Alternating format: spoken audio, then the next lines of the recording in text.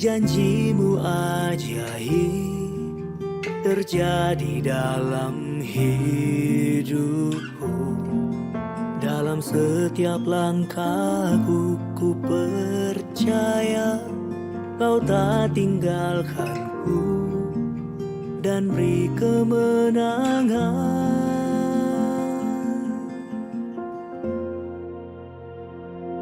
Sungguh ku percaya Yesus Kau berkuasa, sebab ku tahu ada kuasa di dalam nama-Mu. Sungguh ku percaya kuasa-Mu nyata, mujizat terjadi di sini.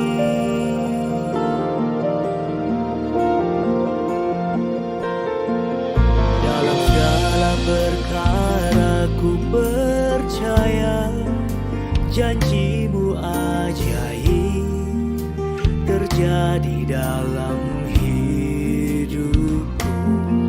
Dalam setiap langkahku ku percaya Kau tak tinggalkanku dan beri kemenangan.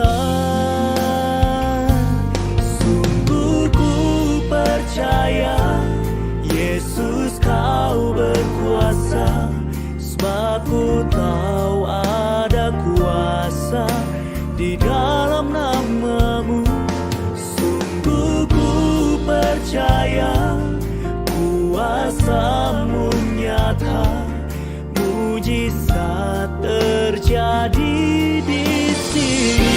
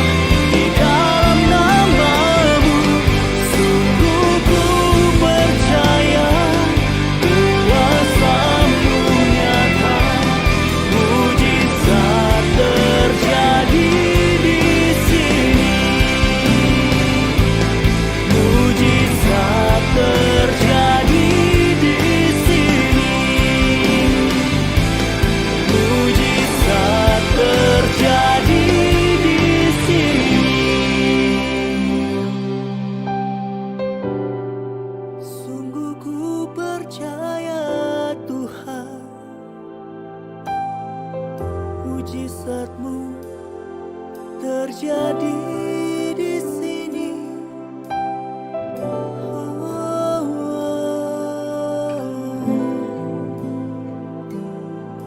Kami percaya Yesus.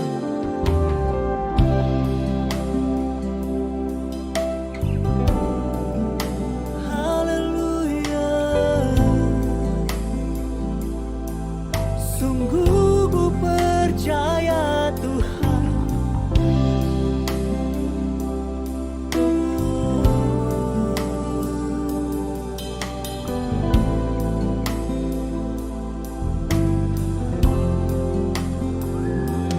Sungguh ku percaya Yesus Kau berkuasa, sebab ku tahu ada kuasa di dalam nama-Mu. Sungguh ku percaya kuasa-Mu nyata, mujizat terjadi di sini. Mujizat terjadi di sini. Mujizat terjadi di sini.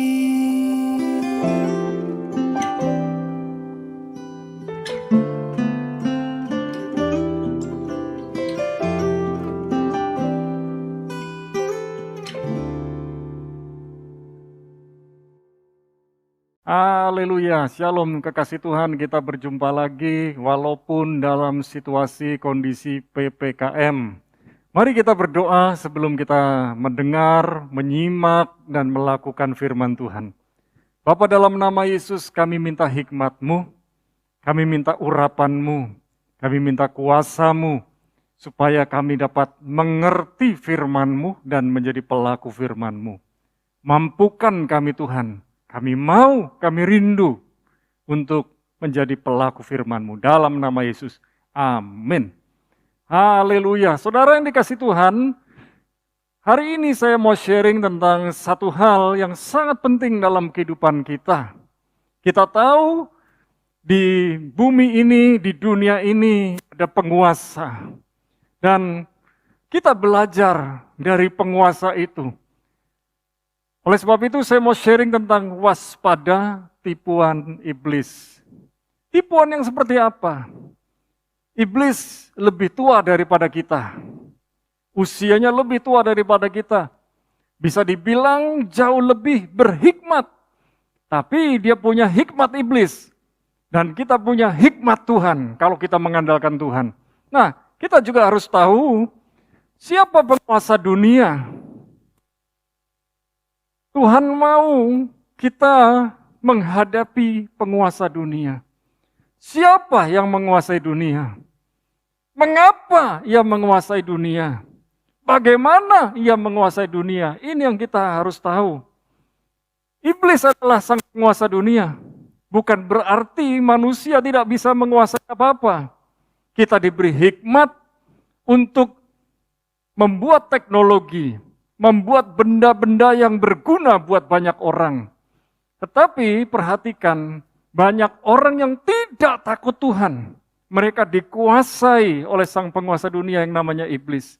Mengapa ia menguasai dunia? Karena ia dibuang dari surga. Iblis dulunya adalah pemuji, penyembah, pemimpin pujian dan penyembahan di surga. Dan dia ingin seperti sang Allah. Raja di atas segala raja, Tuhan di atas segala Tuhan. Dia ingin menyamai. Makanya dia dibuang ke bumi. Saudara yang dikasih Tuhan, bagaimana ia menguasai dunia? Saudara temukan nanti dalam Matius pasal yang keempat. Yesus setelah berpuasa, dia lapar. Dia berhadapan dengan iblis. Iblis berkata, aku akan berikan semuanya ini, dunia ini, alam semesta yang ada di sekitar ini, yang kau lihat ini, asal kau mau menyembah aku. Iblis akan memberikan segala sesuatu buat saudara, asal saudara menyembah dia. Tetapi Tuhan mau kita hanya menyembah dia. Tuhan Allah kita, jangan ada Allah lain. Jangan ada ilah lain, hanya Tuhan satu-satunya yang kita sembah. Nah, kita harus sekarang belajar tentang siapa iblis. Kita tahu sedikit tentang iblis. Memang saudara, yang paling penting kita adalah tahu siapa Tuhan yang kita sembah. Tapi siapa iblis? Kita juga harus tahu. Yohanes 8 ayat 44 berkata, iblislah yang menjadi bapamu dan kamu ingin melakukan keinginan-keinginan bapamu. Ia adalah pembunuh manusia sejak semula dan tidak hidup dalam kebenaran. Sebab di dalam dia tidak ada kebenaran. Apabila ia berkata dusta, ia berkata atas kehendaknya sendiri. Sebab ia adalah pendusta dan bapa segala dusta. Iblis dengan jelas dinyatakan oleh Tuhan Yesus dalam Yohanes 8 ayat 44. Jadi bisa saya ulang sekali lagi dikatakan, iblislah yang menjadi bapamu dan kamu ingin melakukan keinginan-keinginan bapamu. Keinginan daging dan keinginan iblis selalu sangat dekat. Sejak semula ia adalah pembunuh manusia dan tidak hidup dalam kebenaran. Iblis tidak hidup dalam kebenaran, sebab di dalam iblis tidak ada kebenaran.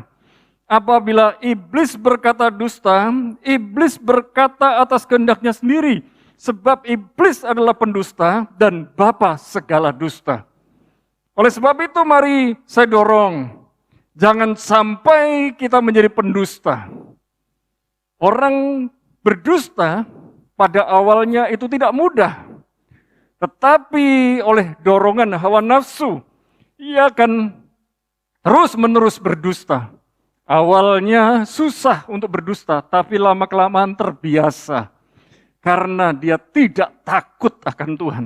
Orang yang takut akan Tuhan berusaha, berjuang untuk hidup dan berjalan dalam kebenaran. Kita lihat siapa iblis. Iblis adalah yang pertama, pembunuh manusia. Ia tidak hidup dalam kebenaran.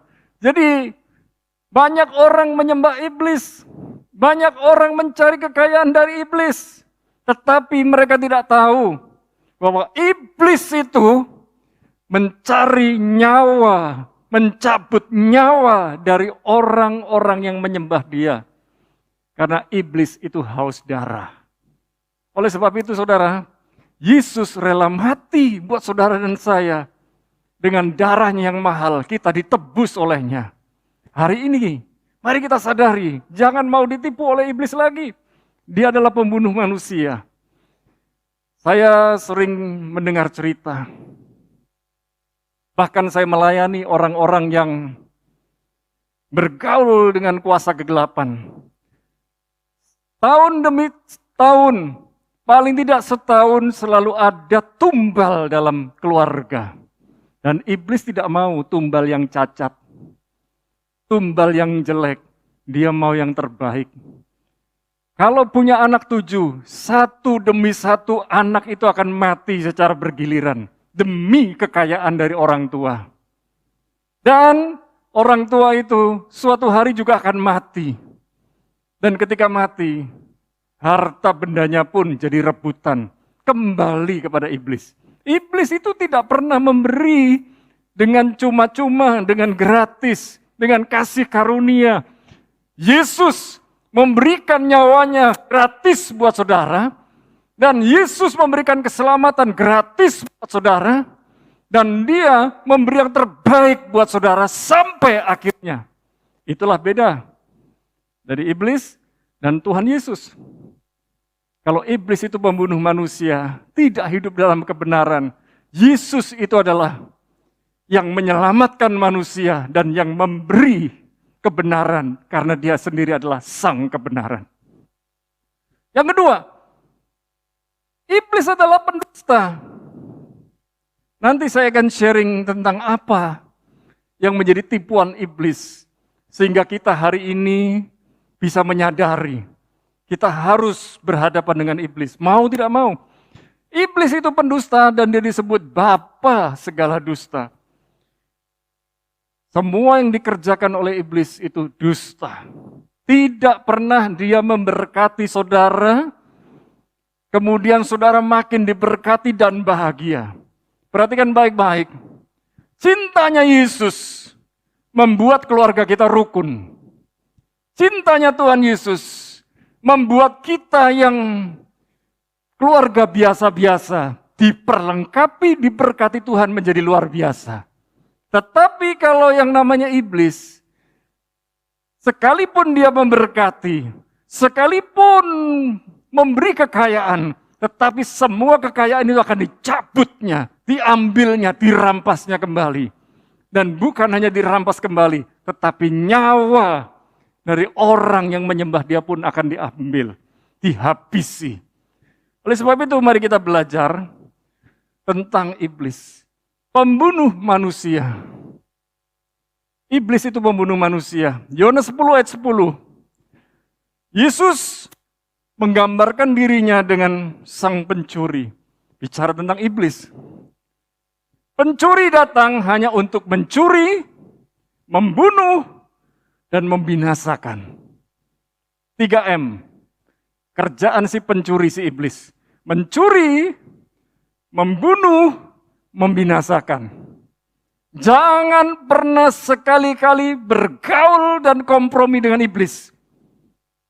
Jikalau Anda hari ini, saat ini, bergaul dengan iblis, dengan perdukunan, santet, dan lain sebagainya, cepat bertobat. Karena Tuhan mau saudara bertobat. Kalau saudara bertobat, saudara akan diampuni Tuhan. Kalau Tuhan yang mengampuni sekali untuk selama-lamanya, Dia mau memulihkan hidup saudara, keluarga saudara. Ingat baik-baik. Pencuri si iblis datang hanya untuk mencuri, membunuh, dan membinasakan. Tetapi Yesus berkata, "Aku datang supaya mereka mempunyai hidup dan mempunyainya dalam segala kelimpahan." Artinya kelimpahan itu kita bisa berkata cukup. Hari ini di tengah-tengah pandemi, kita berpikir pandemi itu menyengsarakan, membuat kita melarat, membuat kita ini tidak berdaya. Tetapi kita ubah pola pikir pandemi menjadi akademi.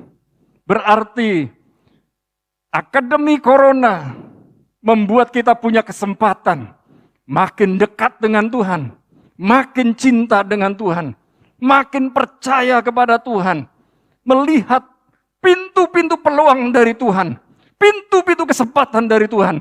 Jangan pernah menyalahkan keadaan, jangan pernah menyalahkan situasi dan kondisi, jangan pernah menyalahkan Tuhan. Tuhan selalu baik, dalam segala keadaan Tuhan selalu baik. Sekalipun saudara-saudaramu, sekalipun keluargamu, ada yang meninggal karena COVID-19, tetapi saya percaya, saya berdoa buat saudara yang hari-hari ini sedang bersedih hati. Kuatkan dan teguhkan hatimu.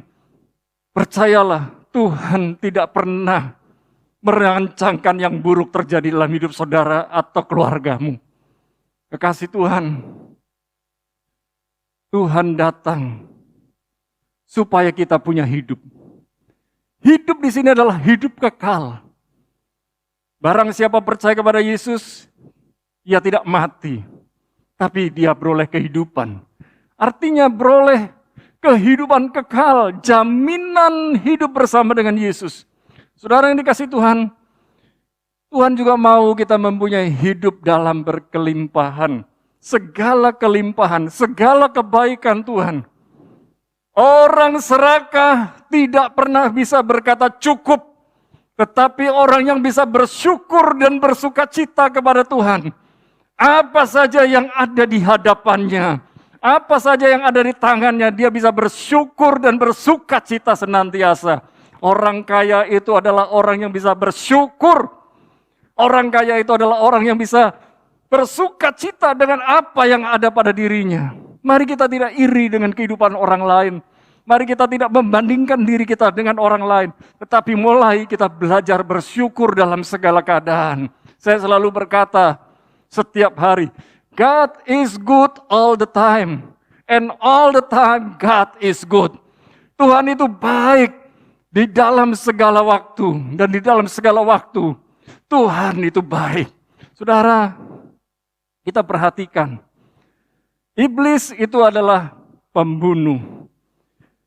Tetapi iblis juga adalah pendusta. Yohanes 8 ayat 44, saya ulangi lagi. Iblislah yang menjadi bapamu dan kamu ingin melakukan keinginan-keinginan bapamu. Ingin mencuri, ingin membunuh, ingin membinasakan. Saudara, pengikut Kristus bisa mengalah. Pengikut Kristus tidak serakah. Pengikut Kristus berpikir dulu sebelum bertindak. Dia menjadi orang yang dewasa di dalam Tuhan. Karena dia mau dengar-dengaran dengan firman Tuhan. Belajar dengan sungguh-sungguh. Mengutamakan kepentingan orang lain dibandingkan kepentingan diri sendiri. Perhatikan baik-baik. Ia adalah pembunuh manusia. Sejak semula dan tidak hidup dalam kebenaran. Inilah sang pembunuh, yaitu iblis. Sebab di dalam dia tidak ada kebenaran. Apabila ia berkata, ia berkata dusta. Kata-katanya selalu dusta. Tidak ada kebenaran. Ia berkata atas kehendaknya sendiri. Dan oleh sebab itu ia disebut pendusta dan bapa segala dusta. Ikut Yesus memperoleh hidup. Jaminan kehidupan kekal di dalam kelimpahan. Ingat, kelimpahan tidak selalu berwujud materi. Kelimpahan syukur, kelimpahan sukacita. Maka materi itu akan berdatangan sendiri kalau kita sudah bisa dipercaya oleh Tuhan. Orang yang ingin cepat kaya biasanya cari iblis. Biasanya cari-cari pesugihan. Cari-cari dukun, cari santet dan lain sebagainya. Perhatikan baik-baik. Tidak ada jalan instan untuk sukses. Kalau Anda ingin sukses, siaplah diproses. Sebab proses kehidupan akan berlangsung seumur hidup. Hanya orang yang bisa dipercaya oleh Tuhan, dia yang akan bertahan sampai akhir. Apa dusta iblis? Dia memutarbalikkan firman Tuhan. Mari kita bahas dari Kejadian 3. Saya akan bacakan beberapa ayat dari Kejadian 3. Dimulai dari ayat 1 sampai yang ketiga. Ayat yang pertama. Adapun ular ialah yang paling cerdik dari segala binatang di darat yang dijadikan oleh Tuhan Allah. Mulai bayangkan ular ya. Ular itu berkata kepada perempuan itu. Ular ini adalah simbol gambaran dari iblis di dalam Kejadian pasal yang ketiga. Tentulah Allah berfirman, ini iblis yang ngomong, ular yang ngomong. Tentulah Allah berfirman, semua pohon dalam taman ini jangan kamu makan buahnya, bukan? Kira-kira apakah Tuhan berfirman seperti itu? Ternyata tidak. Si perempuan ini tahu kalau Tuhan tidak bicara seperti itu, lalu dia menjawab. Ayat yang kedua, lalu saut perempuan itu kepada ular itu, buah pohon-pohonan dalam taman ini boleh kami makan, koma. Kalau iblis berkata nggak boleh dimakan, kalau si perempuan ini berkata boleh dimakan, koma. Ayat yang ketiga, tetapi tentang buah pohon yang ada di tengah-tengah taman, Allah berfirman, jangan kamu makan ataupun raba buah itu, maka nanti kamu akan mati. Dikatakan di sini, nanti kamu mati. Perempuan ini bersama suaminya, si perempuan ini Hawa dan suaminya Adam, akhirnya memang mati. Karena Tuhan menciptakan mereka sebenarnya untuk hidup kekal. Nah, apa ayat-ayat selanjutnya? Kita lihat, kita baca bersama. Ayat 4, ayat 5. Tetapi ular itu berkata kepada perempuan itu, dijawab lagi sama si iblis. Sekali-kali kamu tidak akan mati. Ingat, iblis itu jagonya putar balikan firman Tuhan. Tetapi Allah mengetahui bahwa pada waktu kamu memakannya, matamu akan terbuka. Dan kamu akan menjadi seperti Allah. Tahu tentang yang baik dan yang jahat. Saya mau tanya, sebelum perempuan itu makan, tahu ini enggak? Enggak. Baru setelah ngobrol dengan si iblis dalam wujud ular, kalau wujudnya iblis, tentu saja si perempuan ini nggak mau ngobrol dengan iblis. Tapi ular ini, yang dibilang binatang paling cerdik, bilang, kamu tidak akan mati. Waktu kamu makan, matamu terbuka. Dan kamu akan menjadi seperti Allah, tahu yang baik dan yang jahat. Nah, ayat 6. Perempuan itu melihat bahwa buah pohon itu baik untuk dimakan. Wih, warnanya bagus, indah, dan sedap kelihatannya. Karena buah ini beda dengan yang lain-lain. Lagi pula, pohon itu menarik hati karena memberi pengertian. Halo? Kita semua kan suka mencari tahu kehidupannya orang lain. Mobilnya apa, sekolah di mana, kerjaannya apa. Kalau orang itu kaya, kok bisa kaya? Kadang-kadang sampai kita ini bisa cerita. Kan kita lagi merayakan kemenangan Grecia Poli dan pasangannya. Juara badminton olimpiade, non unggulan. Mulai cari tahu, betul enggak? Cari tahu mereka dulu dari mana, keluarganya seperti apa, sudah menikah atau belum. Lalu kenapa kok bisa naik karirnya, lalu mulai cerewet lagi. Wih, enak ya jadi juara ya, bonusnya banyak. Dapat ini, dapat itu dari banyak orang. Nah, manusia itu pengen tahu kehidupannya orang lain.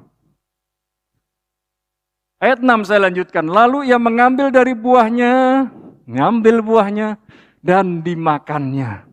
Dan diberikannya juga kepada suaminya yang bersama-sama dengan dia. Dan suaminya pun memakannya. Kenapa sih? Kok ular itu ngobrolnya sama si perempuan? Bukan ngobrol sama si suami. Mungkin saja karena di dalam percakapan ini tidak dijelaskan. Tapi yang pasti, suaminya ada dekat dengan si perempuan. Artinya, si suami ini tahu apa yang dibicarakan oleh si ular. Dan pria ini, si laki-laki ini, si suami ini mendengar, dia menyimak, tapi harusnya yang dia memutuskan, dia melempar tanggung jawab kepada si perempuan. Biar yang perempuan yang jawab, karena dia sendiri juga sebetulnya tertarik. Ayat yang ke-7, maka terbukalah mata mereka berdua, dan mereka tahu bahwa mereka telanjang. Itulah sebabnya kita hari ini pakai pakaian. Jadi kalau ada orang yang suka telanjang, kemudian jalan ke sana kemari, jangan-jangan orang tersebut adalah orang dari zaman Adam dan Hawa yang kesasar di zaman sekarang. Lalu mereka menyemat daun pohon ara dan membuat cawat. Mereka tahu ada sesuatu yang harus ditutupi. Kita lihat ayat yang ke-8. Ketika mereka mendengar bunyi langkah Tuhan Allah yang berjalan-jalan dalam taman itu pada waktu hari sejuk, bersembunyilah manusia dan istrinya itu terhadap Tuhan Allah di antara pohon-pohonan dalam taman. Saya mau tanya, berarti Tuhan Allah itu setiap hari bergaul dengan manusia dan istrinya, betul?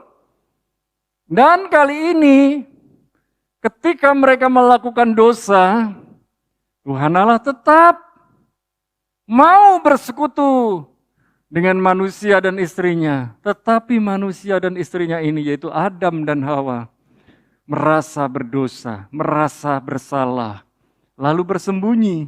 Apakah Tuhan tidak tahu? Tuhan tahu. Ayat 9. Tetapi Tuhan Allah memanggil manusia itu dan berfirman kepadanya, "Di manakah engkau?" Bukan berarti Tuhan tidak tahu, Tuhan tahu, tapi ingin berkomunikasi dengan Adam dan Hawa. Ia menjawab, "Ketika aku mendengar bahwa engkau ada di dalam taman ini, aku menjadi takut." Saya mau kasih tahu saudara, jika kita hidup benar, hidup dalam kebenaran, berjalan dalam kebenaran, tidak ada takut. Tidak ada takut. Karena Tuhan bersama dengan kita. Tuhan di dalam kita. Saudara, mereka takut karena mereka melakukan dosa. Karena aku telanjang, sebab itu aku bersembunyi. Menutupi diri dan menutup-nutupi diri. Bersembunyi, lari dari kenyataan. Dan ayat 11 sampai 13 kita perhatikan. Firman-Nya, "Siapakah yang memberitahukan kepadamu bahwa engkau telanjang? Apakah engkau makan dari buah pohon yang kularang engkau makan itu?" Tuhan tidak marah. Oleh sebab itu kalau saudara melakukan dosa, melakukan kejahatan, melakukan pelanggaran, cepat bertobat. Jangan mau ditipu oleh iblis. Jangan mau dipengaruhi oleh orang-orang yang tidak mengenal Tuhan. Karena mereka mau saudara berbuat jahat, dosa, pelanggaran terus-menerus. Karena Tuhan itu mengampuni. Maha pengampun, Dia baik, Dia setia. Ayat 12, manusia itu menjawab, "Perempuan yang kau tempatkan di sisiku, dialah yang memberi dari buah pohon itu kepadaku, maka ku makan." Di mana posisi manusia itu? Di sampingnya perempuan. Karena manusia itu tidak berani jawab pertanyaan dari ular. Dia lempar tanggung jawab kepada si perempuan. Kemudian berfirmanlah Tuhan Allah kepada perempuan itu, "Apakah yang telah kau perbuat ini?" Jawab perempuan itu, "Ular itu yang memperdayakan aku, maka ku makan." Kekasih Tuhan, dari kisah Adam dan Hawa serta iblis yang berposisi sebagai ular pada waktu itu. Dan ada Tuhan Allah. Kita tahu manusia jatuh dalam dosa karena dia melihat sesuatu, tertarik, terpikat, lalu melengket, tergoda. Jadi manusia tidak jatuh dalam dosa begitu saja, tetapi karena tergoda. Dan iblis memang menggodai kita. Kapanpun dia akan berusaha untuk menggoda kita, menjatuhkan kita. Dan ini yang harus kita lakukan, waspadai tipuan iblis. Bacalah firman Tuhan dengan detil dan teliti. Ayo, supaya tidak ditipu oleh iblis, kita baca firman dengan detil dan teliti. Baca firman Tuhan secara menyeluruh. Jangan sebagian, jangan sepotong-potong. Ambil satu ayat, tapi baca ayat sebelumnya dan ayat sesudahnya. Baca satu perikop, kalau perlu satu pasal. Dan usahakan rutin baca firman Tuhan setiap hari. Kemudian, jangan terburu-buru mengambil kesimpulan setelah membaca firman Tuhan. Saya mau dorong kekasih Tuhan, baca firman Tuhan sangat penting. Itu sangat penting, modal kehidupan yang sangat penting. Firman-Mu adalah pelita bagi kakiku dan terang bagi jalanku. Firman-Mu adalah terang bagi kakiku dan terang buat jalanku. Ayo, kita ini baca firman Tuhan, jangan buru-buru. Jangan juga buru-buru menyimpulkan. Karena ada langkah berikutnya. Belajar mulai bandingkan firman Tuhan yang kita baca dengan bahasa asli atau terjemahan lain. Supaya kita nggak salah menafsirkan. Tanya hamba Tuhan, tanya orang lain. Tetapi jangan buru-buru memutuskan sesuatu. Jangan pula menghakimi pengertian dan pemahaman orang lain tentang firman Tuhan. Setiap orang itu punya pengertian masing-masing. Bahkan pemahaman satu dengan yang lain tentang firman Tuhan pun gak sama. Itulah sebabnya di dunia ini ada berbagai macam denominasi gereja. Itu bukan mengkotak-kotakan gereja ini, gereja itu, semua bersaudara. Kita punya Yesus yang sama. Oleh sebab itu, jangan bilang kamu dari sana, kamu dari sini. Yang paling benar saya. Enggak. Yang paling benar firman Tuhan. Kita ikut firman Tuhan. Nah, ini yang paling esensi dalam hidup kita sehari-hari. Minta dan andalkan hikmat Tuhan dalam membaca firman Tuhan. Kalau saudara nggak minta dan andalkan hikmat Tuhan, maka saudara akan mengambil ayat firman Tuhan untuk kepentingan diri sendiri. Bahkan saudara bisa menghakimi orang lain dengan firman Tuhan yang saudara baca. Pastikan kita belajar waspada dengan tipuan iblis. Maukah saudara waspada dengan tipuan iblis? Maukah saudara sadar bahwa iblis itu bukan maha tahu, tetapi banyak tahu. Karena dia sudah hidup ribuan tahun yang lalu. Kita ini loh baru puluhan tahun. Andalkan hikmat Tuhan. Minta hikmat Tuhan selalu. Tetap diberkati dan tetap sehat. Jaga kesehatan, jaga protokol kesehatan dimanapun Anda berada. Mari kita berdoa. Bapa, dalam nama Yesus, kami sadar kami butuh firman-Mu. Biarlah firman-Mu berakar, bertumbuh, berbuah lebat, manis, dan indah di hadapan Tuhan dan di hadapan manusia. Biarlah lewat proses kehidupan kami dibentuk menjadi dewasa. Sehingga sukses bukan menjadi tujuan hidup kami, tetapi sukses adalah bonus dari kehidupan kami. Kami mau mengejar Tuhan, mengutamakan Tuhan di atas segalanya. Kuatkan dan teguhkan kami Tuhan, untuk mengarungi kehidupan bersama dengan Tuhan. Kami percaya firman-Mu ya dan amin. Dalam nama Yesus, amin.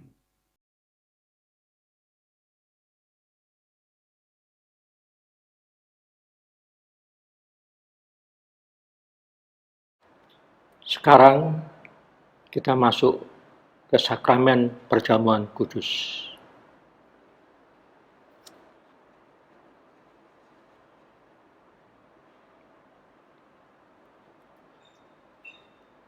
Mari kita angkat roti dan anggur itu. Kita akan memperkatakan perkataan iman ini bersama-sama. Dalam nama Yesus, aku percaya. Tubuh Yesus telah dipecah-pecahkan. Darah Yesus telah ditumpahkan bagi pengampunan, penebusan dosa-dosaku. Oleh korban Yesus, aku dibebaskan dari kutuk maut, kutuk dosa, kutuk sakit penyakit, kutuk kemiskinan, kutuk kecelakaan, dan segala kutuk. Aku percaya Oleh korban Yesus, aku memiliki hidup kekal, keselamatan, pengampunan dosa, pemulihan, kesembuhan, kelimpahan berkat, kemenangan di dalam Tuhan. Kita akan naikkan pujian salibnya. Salibnya,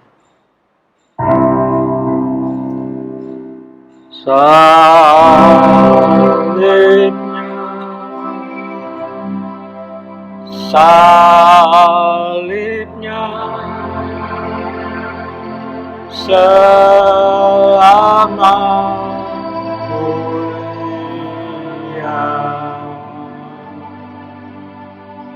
Dosaku diampuni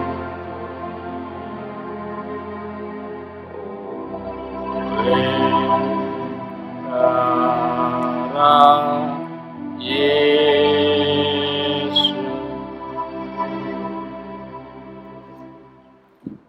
Sekarang kita angkat roti itu dengan tangan kanan kita tinggi-tinggi. Dengarkanlah firman-Nya. Sebab apa yang telah kuteruskan kepadamu, telah aku terima dari Tuhan, yaitu bahwa Tuhan Yesus pada malam waktu ia diserahkan, mengambil roti, dan sesudah itu ia mengucap syukur atasnya. Ia memecah-mecahkannya dan berkata, inilah tubuhku yang diserahkan bagi kamu. Perbuatlah ini menjadi peringatan akan aku. Terimalah dengan percaya dan makanlah dengan percaya dalam nama Tuhan Yesus Kristus.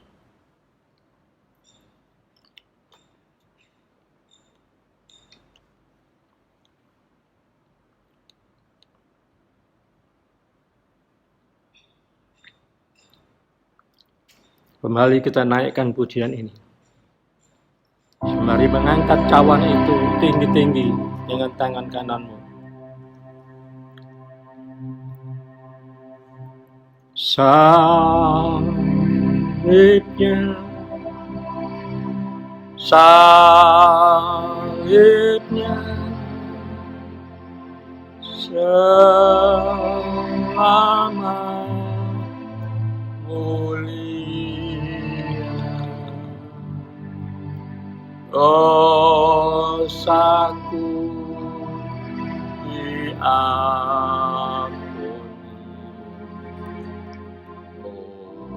oleh darah Yesus.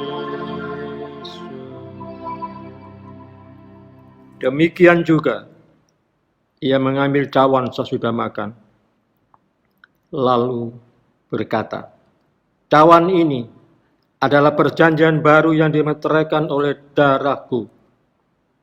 Perbuatlah ini setiap kali kamu meminumnya, menjadi peringatan akan aku.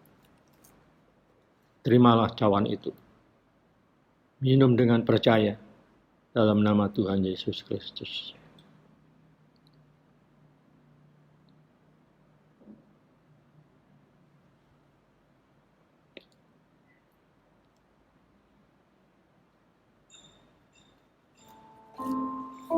Sekarang buka tanganmu,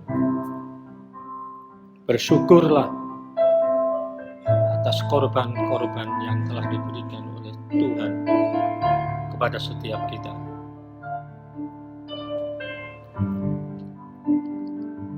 Haleluya.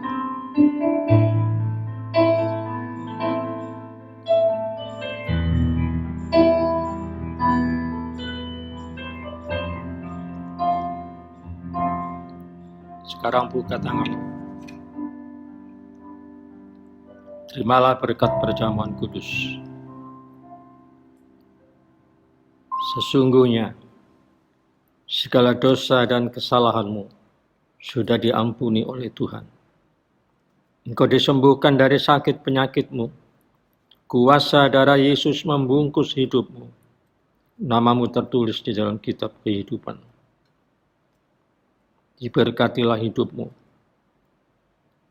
dan keluargamu, anak dan cucumu hari ini sampai selama-lamanya. Betapa besar kasih. Betapa besar kasih pengampunanmu Tuhan. Tak kau pandangi hati yang hancur,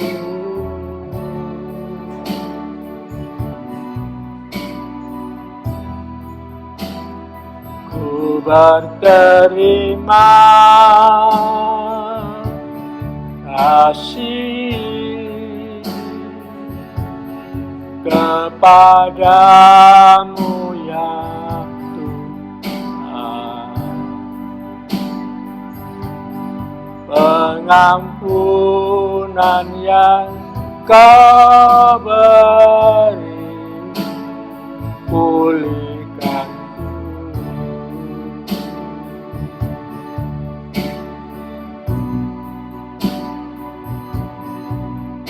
Pengampunan yang Kau beri, pulihkanku.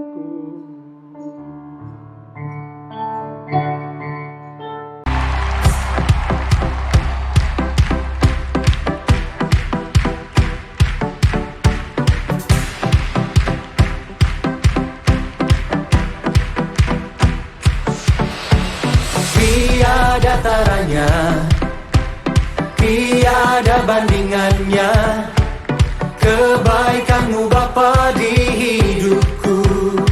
Amin. Mengubah segalanya, kasih yang ku terima tak tergantikan.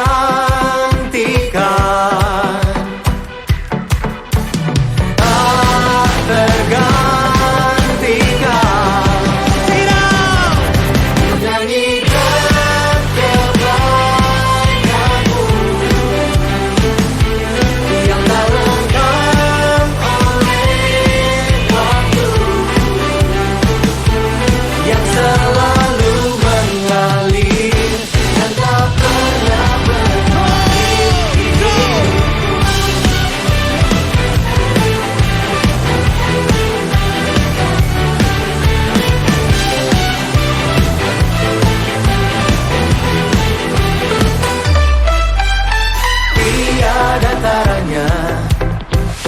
Tiada bandingannya, kebaikan-Mu Bapa di hidupku.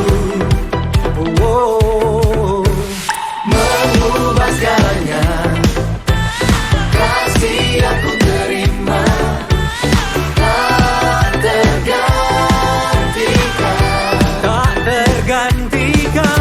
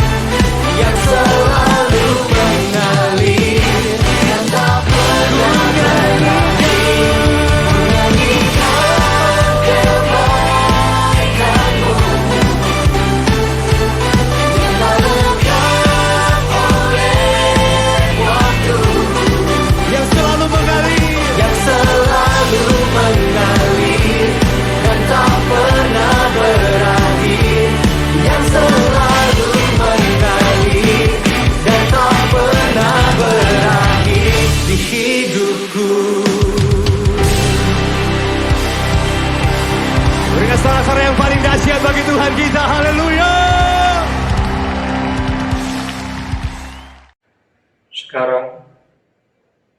Terima kasih karunia dan damai sejahtera Tuhan Yesus Kristus, dan kasih Allah Bapa kita, serta persekutuan Roh Kudus menyertai setiap kita sekarang, seterusnya, dan selamanya. Amin.